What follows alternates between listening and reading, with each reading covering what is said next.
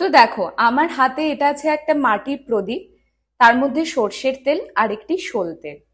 এবারে এই মাটির প্রদীপটাকে ইউজ করে আমরা শনির একটি রেমেডি ফলো করব। কি?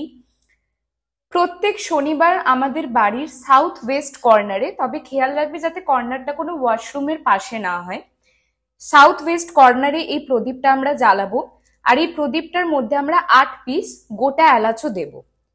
ঠিক আছে, এরকম করে আমরা 8 পিস গোটা এলাচ দিয়ে দেব। তো আমাদের শনি দিয়া তৈরি হয়ে গেল।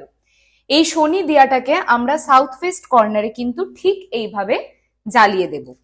এবারে যাদের যাদের শনির ঢাইয়া চলছে, সাড়ে সাতি চলছে, দশা মহাদশা চলছে, এবং অনেকেই এরকম আছো যে যারা মন্দিরে যেতে পারছো না বা অ্যাব্রডে আছো, ওখানে শনি মন্দিরও ওরকম ভাবে তোমরা কিন্তু কেউ পাবে না, সেটা বাদেও যাদের রুলিং প্ল্যানেট বা ডেস্টিনি প্ল্যানেটে শনি বসে রয়েছে, তো তোমাদের কেরিয়ার গ্রোথে যেন কোনো অবস্টাকলস না আসে, তোমাদের কাজকর্মে যেন কোনো ডিলে গ্রোথ না আসে, ল্যাথার্জি ক্রিয়েট না হয়, একটা ডিসিপ্লিন লাইফ তোমরা লিড করতে পারো, যে অ্যাম্বিশন গুলো তোমরা রেখেছো নিজেদের মাথায়, সেই অ্যাম্বিশনে, সেই লক্ষ্যে তোমরা পৌঁছতে পারো।